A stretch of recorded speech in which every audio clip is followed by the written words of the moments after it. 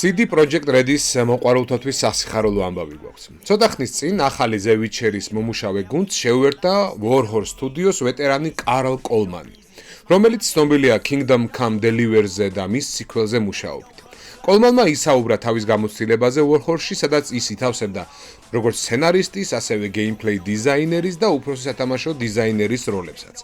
მონაწილეობდა ორიგინალური თამაშების hardcore-ის რეჟიმის შექმნაში და მუშაობდა ასევე საკმაოდ ცნობილ Hard Delivery-ის მეორე ნაწილის კვესტებზეც. CD Projekt-ში კოლმანი დაიკავებს კვესტების უფროსი დიზაინერის პოზიციას, სადაც ის პასუხისმგებელი იქნება სიუჟეტური ხაზებისა, სათამაშო ამოცანების დამუშავებაზე და შექმნის ახალ თავგადასავლებს Witcher-ის თაყვანისმცემლებისთვის. და ვინც ვითამაშია და ვინც ვართ მოყვარულები აღნიშნული ფრანჩაიზის, ვიცით რამხელა დატვირთვა აქ აღნიშნულ თამაში, დამატებით კვესტებსა თუ დავალებებს.